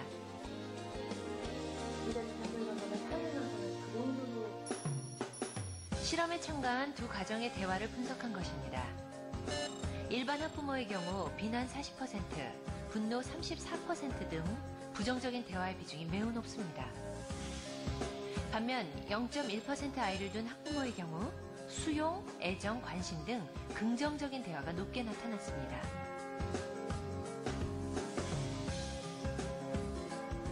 좋은 관계를 유지하려면 긍정과 부정의 비율이 5대1 이상이어야 합니다. 자, 스탑. 자, 이제 여기에서 여러분 보세요. 부모하고 같이 대화를 계속 하다 보면 긍정적인 대화를 계속 하게 됩니다. 그렇게 하다 보면 긍정이 5에 부정이 1 정도 되게 되면 이 아이들의 실험에 의하면은 이 아이들이 과목도 한 15점 내지 25점이 높더라는 결론이에요. 자, 그렇다고 하면 여기에 가지고 있는 근거를 가지고 세마학당의 책을 어떻게 만들었느냐 보시죠. 중요한 겁니다. 현재 우리 지금 세마학당 토요일날 세마 교육을 할 때 여러분들이 쓰게 될 책은 이 삶의 문제, 성경을 조명하고 생활에 적용할 수 있도록 3단계로 만들어졌습니다. 그 다음 질문이 계속합니다. 질문. 그 다음 교환의 구성은 질문하고 토론하고 핫토론이라는 게 있습니다. 또 마무리 질문하고 칭찬하기라는 게 꼭 들어갑니다. 칭찬. 이제 부모한테 아이가 칭찬하래요. 매주마다 칭찬합니다. 엄마, 아빠하고 매일 싸우더니 요즘에 이틀에 한 번씩 싸우대요. 부모가 이게 깜짝 놀란 거예요. 얘가 자세히 본 거죠. 그 이제 부모가 이제 아이를 또 본 거예요. 너 날마다 컴퓨터를 계속해서 게임을 한 3시간 하되 요즘 2시간만 하대? 아이가 충격을 받아요. 내가 일주일이면 더 잘해야 되겠다. 일주일 동안 부모한테 잘하려고 배우기 시작합니다. 노력합니다. 행동이 변하면 인격이 됩니다. 부모도 아이도 변하고 시작합니다. 이렇게 하다 보면은 온 가정이 변화가 오더라는 거예요. 실제로 변화가 옵니다. 왜? 칭찬받으려고. 사람은 그래요. 바람마락이라는 거 있습니다. 바람마락이라는 것은 이 심리학 용어의 아이 메시지입니다. 아이 메시지라는 건 뭐냐면 지금까지는 야, 해, 가, 그만둬 이렇게 하는 건 명령이죠. 아이 메시지라는 건 아이가 지금 컴퓨터 게임을 하고 있으면은 엄마가 너가 지금 그렇게 컴퓨터 게임만 하고 있으니까 엄마가 걱정된다 그래요. 엄마가 걱정된다. 말을 엄마가 걱정된다. 오늘 되게 야 게임하지 마. 게임 네 시험 보는데 너 그렇게 하고 있으면 돼? 이렇게만 하잖아. 엄마 걱정된다. 부부가 싸웁니다. 싸움을 때 좀 격이 높게 싸워야 돼. 남편이 아내한테 좀 안 좋은 소리 했어요. 그러니까 아내가 뭐라 그래요? 뭐라고요? 한번 다시 말해봐요. 이렇게 나오죠. 그때는 뭐라 그래요?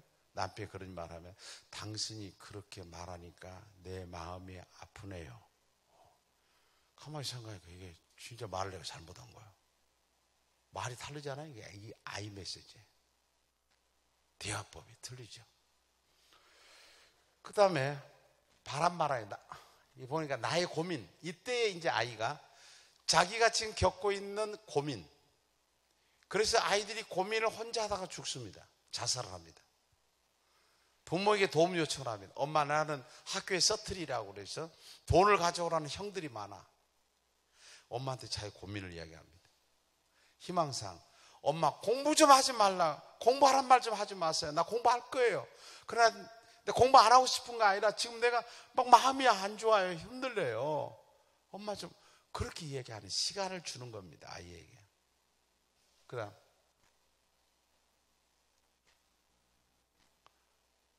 넘어갈까요? 그래서 교환의 구조는 45분 동안 공부를 하는데 이 공부가 이제 돌아가면서 시작 전 질문 5분, 10분, 10분, 10분 이런 식으로 해가지고 45분 동안 구성이 돼서 돌아갑니다. 근데 이것도 누가 나와서 말한 게 아니라 앞에서 영상이 돌아갑니다. 그거에 의해서 아이들은 가만히 앉아 공부를 하고 있죠. 그 다음 교환의 구성이 전부 다 질문과 토론이 되어 있고 성경 읽기, 본문 설명이 되어 있습니다. 그 다음 안의 내용을 보면 시작전 질문, 아담과 하와는 하나님이 먹지 말라고 하셨던 선악과를 왜 따먹었을까요? 질문입니다. 그때 아이들은 생각합니다. 왜 선악과를 따먹었지?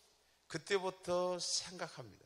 여러분 게임을 하거나 TV를 보고 있다면 머리가 돌아갈까요? 그런데 이 질문을 할 때 벌써부터 그때부터 머리에 돌기 시작합니다. 에덴 동산이 생각하고 아담이 생각하고 하와를 생각하고 사탄을 생각하고 그렇게 하면서 계속해서 머리에 계속해서 생각을 하게 되는 거예요. 그 다음에 이과의 목표가 나오고 그 다음 여러분 어떤 일이 잘못해서 주로 남의 탓을 많이 하나요? 아니면 자신의 탓이라고 생각하는 편인가요? 구체적인 예를 들어보세요. 여러분이 제 일이라고 생각해요. 그 다음 질문이에요. 계속 질문이에요. 인트로가 나오고 그 다음 질문 계속 질문해요. 자 보세요. 뱀은 하와를 유혹했습니다. 왜 아담을 유혹하지 않고 하와를 유혹했을까요? 피아노 쳤죠. 왜 사탄이 아담을 유혹하지 않고 하와를 유혹했을까요?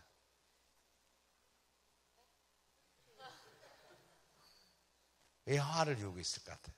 하와한테 가서 왜 사탄이 유혹했을까요? 여자를 유혹하면 남자를 유혹하죠. 거기는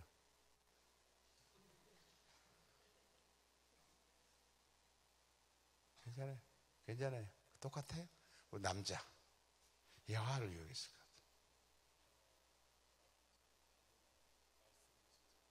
같아요. 봤어요. 답이 나왔어요. 근데 벌써 이게 금방 안 나오잖아요. 그때 생각을 많이 하죠. 여기는 이제 답이 나오죠. 분명히 하나님이 아담한테 얘기를 했거든요. 그러니까 하와는 말을 안 들었어요. 사탄은 말씀이 없는 자를 알아요. 그러니까 하와한테 가서 욕을 한 거예요. 그때부터 아이들은 계속해서 이 문제를 보면서 계속해서 머리를 쓰게 됩니다. 생각을 하게 되는 거죠. 그 다음 하토론이라는 것은 선악과를 알게 하는 나무의 열매를 따먹는 것은 아담의 잘못이 더 클까요? 하와의 잘못이 더 클까요? 자, 아담이 잘못이 클까요? 하와의 잘못이 클까요? 여러분이 물어보면요, 제각기 대답을 해요. 자기가 생각하고 있는 것을 이야기하는 거예요. 괜찮아요. 왜 아담이 잘못했냐? 따먹지 말라고 하는데 아담도 알면서도 한마디 말도 없이 하와가 준다고 먹었잖아. 하와는 왜 따먹었냐? 하와는 사탄의 유혹에 넘어갔잖아요. 자기 나름대로 얘기를 하는 거예요. 대화를 하면서 서로 간에 피드백을 받고 이걸 같이 하면서 대화를 할 때 옆에 있는 아이들까지, 예를 든다면 주일학교 때 아이들까지도 아이들이 이제 생각을 많이 하게 되는 것이죠. 그렇구나. 한 번도 들어보지 못한 얘기인데. 그 다음 좋은 점 말해주기, 칭찬하기죠. 아까 얘기했죠. 바람 말하기. 그 다음 한 주간 봄에 숙제도 있어요. 발표 및 시상도 있어요. 구호제창. 사탄의 말을 듣지 맙시다. 사탄의 말을 듣지 맙시다. 사탄의 말을 듣지 맙시다. 그래가지고 야 하면서 끝이 나요. 넘길까요? 이런 식으로 토요새 막당 책이 구성이 된 거예요. 이 책을 만들려고 우리 한국에 있는 주일학교에 있는 책들을 전부 사들였습니다. 질문과 토론으로 된 책이 없어요. 이 책을 보면서 외국에 있는 책을 번역했느냐고 묻는 사람도 많아요. 그렇게 하지 않았습니다. 여기에 근거해서 책을 만든 겁니다. 이것은 성경에서 나온 책이다, 그렇게 생각이 돼요. 이것은 본질적인 문제입니다. 우리 종교개혁 500주년 얘기하지만은 종교개혁이 뭐예요? 성경으로 돌아가야 되는 거예요. 성경을 가르치니까 하나님의 말씀을 가지고 계속해서 하브르타와 디베이트는 성경을 떠나서 해도 머리가 좋아지고 그런 건데, 성경을 가지고 질문하고 토론하는데 변하지 않을 수가 없는 거죠. 현장이 있잖아요. 자, 그러면 교회 학교 책은 어떻게 만들어졌을까? 주일날 교회 학교 책을 봅시다. 핵심 주제가 9가지, 중심주의 31가지, 실제주의 150가지입니다. 자, 여러분 핵심 주제를 보세요. 핵심 주제를 보면 넘어갈까요? 하나님과의 관계를 자세히 보세요. 이게 이제 9가지 이렇게 나오죠. 넘어갔어요? 이렇게 9가지를 쭉 해서, 자, 핵심 주제 하나님과의 나와 관계. 이 하나님과 나와 관계를 알려고 하면은 한 주에 하나씩 나갑니다. 하나님과 어떻게 교제할 건가? 하나님을 어떻게 알 수 있는가? 하나님을 어떻게 경험하는가? 하나님에 대한 태도는 어떻게 해야 하느냐? 한 달간 배우는 거예요. 하나님과 나와 관계를. 그 다음, 나와 너와 관계, 서로를 어떻게 이해할까? 서로에게 어떻게 다가갈까? 서로를 어떻게 사랑할까? 세 주를 배우는 거예요. 그게 하나씩 배우고 끝나버린 것이 아니에요. 그런 식으로 넘어갑시다. 중심 주제가 31가지, 실제 주제가 나오는데, 이 실제 주제는 뭐냐? 더 확대하는 겁니다. 아까 하나님과 나와 관계죠. 아까 4개만 나왔지, 한 달간. 근데 여기는 12개가 나옵니다. 이것은 12가지를 배우려면 석 달을 배우는 것이 하나님과 나와 관계. 그러니까 얼마나 신앙적인 뼈대가 탁 세워지느냐 하는 거예요. 신앙적인 뼈대가. 나와 너와 관계다. 아까 3개 나왔죠. 그러나 여기서는 보면은 나와 너와 관계 서로 다름을 인정해야 된다. 너와 나와 관계가 어떻게 하나 되는가. 역지사지. 너와 나와 관계는 상대를 알아야 이해해야 된다. 겸손과 온유로 대하고 진실과 정직하고 화평으로 서로 용서할 줄 알고 서로 섬기고 희생. 이것을 구체적으로 나눠서 배우는 겁니다. 그 다음, 이런 식으로 실제 주제가 진행이 됩니다. 그 다음, 이 책 자체는 아까 얘기했던 핵심 주제가 9가지, 중심주가 31가지, 실제주가 150가지가 됩니다. 그 다음, 그래서 예를 들어서 유치부가 3년이에요. 유년부터 3년 과정, 초등부터 3년, 중등부, 고등부 3년 과정인데, 유치부 1학년 때 창조에 대해서 배우면 유년부 1학년 때 창조, 초등부, 중등부, 고등부 때 창조에 대해서 배워요. 그런데 본문은 달라요. 본문은. 그래서 창세기부터 계시록까지 본문이 다르게 배우다 보면 150가지를 배우다 보면 3년마다 유치부 3년, 유년부, 초등부, 중등부, 고등부까지 3년씩 해서 150가지 주제를 계속 하다 보면 전부 다 성경이 중복된 것이 없어요. 성경을 골고루 다 배운 거예요. 이게 하나님 뜻 아니에요? 그냥 만들어진 책이 아니다 그 말이죠. 그 다음, 그래서 그 안에는 이제 이런 식으로 아까 얘기했던 대로 만들어져 가는 겁니다. 다 넘어가 보세요. 이런 식으로 쭉 만들어 가는 겁니다. 그 다음에 요즘에 이제 나온 책이 교사들이 어떻게 아이들을 가르칠 건가 하는 본문에 대한 부분도 많이 나옵니다. 자, 마지막으로 아이들에게 암송을 시키는 핸드북이라는 게 있습니다. 핸드북, 아까 제가 보여준 핸드북. 핸드북은 어떻게 만들어졌느냐? 자, 여기 보면 자녀가 지켜야 될 20가지 A법 한번 볼까요? 부모님이 외출하실 때는 자녀들은 모두 문 앞으로 나와서 안녕히 다녀오세요라고 인사해야 됩니다. 얘들이 이렇게 시켜놓으면요 전부 와서 인사합니다. 옛날엔 텔레비 보고 아이들 뭐 부모 오든 말든 상관없어요. 요즘에 이거 딱 배우고 나면요 부모가 나가면요 텔레비 보다가도 일어나고 엄마 아빠 안녕히 다녀. 애들은 시킨 대로 합니다. 얼마나 인사하잖아요. 그 다음 넘어가요. 자, 넘어가지 말고 넘어가지 말고. 자, 어른들 교인들을 허리를 45도 들고 인사 안녕하세요라고 해야 합니다. 또 쭉 넘어가 보세요. 11번 한번 볼까요? 자, 부모님이 주무실 경우는 조용히 해야 하고 급한 일이 아니면 깨우지 말아야 된다. 얘들 이렇게 시켜놓으면요 절대 안 깨워요. 엄마 오줌 마려 똥 놀아 뭐 우유 줘 물 줘 막 계속 잠도 못 자요. 그 다음 14번 봐볼까. 14번 할아버지나 할머니가 계실 경우에 부르시면 크게 예라고 대답해야 하며 불편한 거 있으면 항상 도와드려야 된다. 얘들이요 할아버지 할머니 돈 있나 없나 귀신같이 알아요. 도 있는 할아버지가 부르면 막 말이 떨어지고 예 그러면서 가는 거예요. 용돈 주니까 할머니가. 할아버지 할머니 돈 없으면 아무리 불러도 대답은 없어.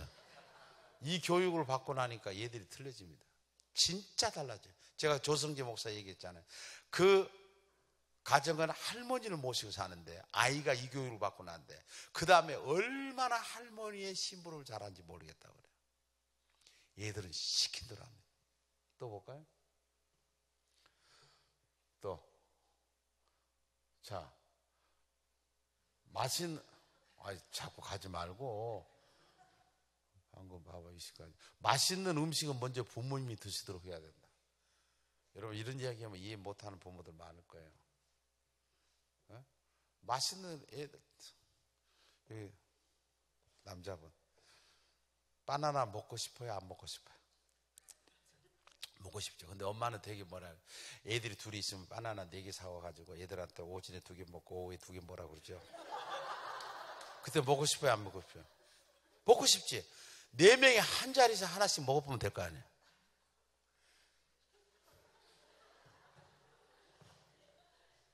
이게요 전부 어렸을 때 교육을 같이 여러분 어렸을 때부터 부모 공경을 가르쳐야 됩니다. 사실은. 그 다음 넘어갈까요? 그 다음 넘어가 볼까요?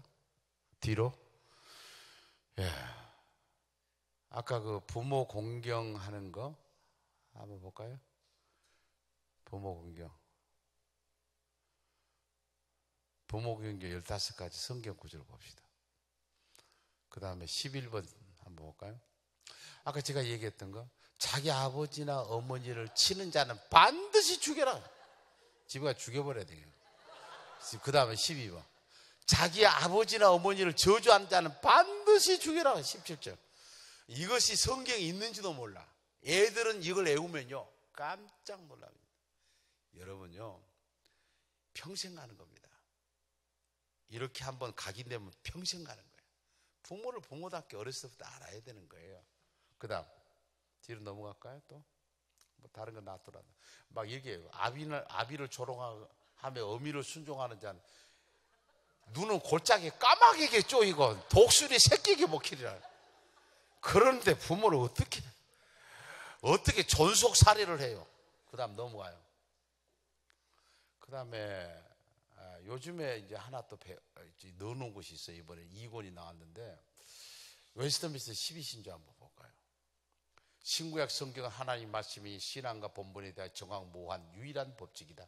하나님은 한 분뿐이시니 오직 그만 경배할 것이다. 하나님의 신이시니 스스로 계시기 아니하신 곳이 없으며 다르신과 모든 물질과 구별되며 그 존재의 지혜와 권능과 거룩하심과 공의와 인자하심과 진실하심과 사랑하심에 대하여 무한하시며 변하지 않아요. 12신조를요 자 이거 뭐 신앙의 뼈대를 꽉 잡고 있는 이 아이가 흔들릴 수가 없는 거예요. 아이가 이번에 이거 만든 겁니다. 이게 그 다음 넣어보세요. 또 뒤로 돌아. 우리의 시조가 선악간 택한 자유능이 있었는데 시험을 받아 하나님께 범죄한지라. 아담으로부터 보통 생육법에 의하여 출생하는 모든 인종들이 그의 안에서 그의 범죄에 동참하여 타락하시니 원죄와 자범죄에 대한 이야기를 근본적으로 다루고 있잖아요. 이건 신학교 나온 아이들보다 더 뼈대를 가지고 아이들이 잘한다니까요. 아이들의 암송을 한단 말이에요. 이 교육을 누가 시켜야 돼요? 부모가 시켜야 돼요. 이걸 외워가지고 아이들 앞에서 달달달달달 외운다니까요. 지금은 그 뜻이 잘 몰라도 커가면서 외웠던 것이 평생 가는 겁니다. 또 볼까요? 뒤로 넘어갑시다. 한번 뒤로 넘어가. 앞으로 한번 가보세요. 아까 이거 하나만 해봅시다. 사자속 한번 해볼까요? 사자속. 부생하시나시고 모국하시나시며 복이해야 하시고 유의포라다. 아버지로 내 몸을 낫게 하시고 어머니로 내 몸을 기르셨으며 배로서 내 몸을 품어주셨고 젖으로서 나를 먹여주셨도다. 아이들이 이걸 달달달달 외웁니다. 쭉 넘어갈까요? 9번 10번까지 한번 넘어가 봅시다. 한 잔의 물이라도 반드시 나누어 마시고 한 톨의 음식이라도 반드시 서로 나누어 먹어야 한다. 형제간에. 그 다음 10번 형이 비록 나를 꾸짖더라도 감히 한가하거나 성내지 말고 아우에게 비록 잘못이 있더라도 모름지기 큰 소리로 꾸짖지 말아라. 형과 아우 형제 간의 우애를 아이들한테 가르친 겁니다. 이걸 배워놓으면 형을 함부로 대하지 못하죠. 동생이라고 함부로 야단치지 못하죠. 교육이에요. 머리에 들어가니까 변화가 일어납니다. 그런데 저는 솔직히 말해서 이건 이론이 아니기 때문에 실제로 하다 보니까 이런 변화가 아이들에게서 일어난 걸 보게 됩니다. 그래서 처음에 얘기했던, 어제 얘기했던 변은 아이들이 똑바로 자라더라. 똑바로 자라. 제가 어제도 얘기했잖아요. 뭐 유치원에 가서 보니까, 뭐 발표한다고 가서 보니까, 막 이게 무슨 능력, 다 다음에요. 크면요 다 할 줄 알아, 이런 거 전부. 그거 가지고 무슨 생명력이 있느냐 그 말이에요. 이럴 때 이런 말씀을 아이들하고 계속해서 아이들하고 함께 대화하고 나누고 암송시키고, 그렇게 자란 아이와 방금 그렇게 자란 아이, 뭐 영어 공부, 지금 한글도 잘 못하는 아이한테 영어 공부 가르친다고 영어 학원 보내가지고 엘레판트 그러면, 아이고 우리 집 뭐 낫네 말. 다 해요 다음에 그 학교 가면. 그러잖아요. 오늘 시간이 좀 한 10분 좀 늦었습니다. 내일은 이렇게 교육을 했더니 어떻게 됐느냐? 내일은 어떻게 됐느냐? 그리고 내일은 또 우리 교사들이 또 뭐 질문을 많이 하겠다죠. 질문해도 좋아요. 왜? 지금까지 가지고 있는, 우리에 있는 걸 그대로 내놓으니까. 우리 집사람도 왔고, 우리 집사람은 이제 토요일마다 계속 저하고 참여하거든요. 우리 목사님 왔기 때문에 제가 있는 얘기를 거짓말하면 안 되잖아요. 있는 그대로. 내일 뭐 어떤 질문도 해도 좋아요. 가지고 있는 질문들 해도 좋아요. 저는 우리 평촌 예력교회가 정말 이제 우리는 이 사역은 어느 교회 한 교회 부흥되고 그렇게 해서 이제 되는 그런 시대는 지났어요. 우리 한국교회가 다 같이 일어나야 돼요. 우리 부모님들 같이 일어나야 돼요. 남의 자식도 내 자식처럼 그렇게 불쌍히 여기고 애틋하게 그런 마음을 가져야 돼요. 왜냐하면 남의 자식으로부터 공격을 받거든요. 내 자식이. 그러잖아요. 저는 세마 교육을 하면서 어떻게 이런 마음이 막 생겼는지 몰라요. 하나님께서 뭐 민족을 사랑하는 마음이 막 생겨요. 민족을 생각하는. 막 요즘 대통령이 하나 없으니까 말이에요. 일본 사람들, 중국 사람 무시하잖아요. 옛날 이런 마음 없어서 막 화가 나요. 막 화가 나. 설교하면서도 화가 난다는 말을 내가 많이 한 거예요. 아이들한테 지난 토요일 날 갔어도 아이들한테 다니면서 일본 사람들이 우리나라 어머니 아버지 얼마나 괴롭혔냐 봐라. 입을 찢었더라고요. 만세 부른다고. 용서하지만 잊지는 말아라. 우리나라를 지키기 위해서 얼마나 수고했던 우리 할아버지, 할머니, 어머니, 아버지가 있었기에 우리는 편안한 이 한국 땅에 살 수 있지 않느냐. 너희들은 좀 더 잘 돼서 이 나라를 지키고 지도자가 되고 그런 훌륭한 그런 사람이 돼야지. 아이들은 이것을 가르치는 거예요. 누가 가르쳐야 합니까? 부모가 해야 되잖아요. 책임이 있습니다. 할 사람은 하고 말 사람 많은 거 아니라 다 해야 돼요. 이런 부모님들 평촌에 이렇게 되시기를 주님의 이름으로 축원합니다. 고맙습니다. 마치겠습니다.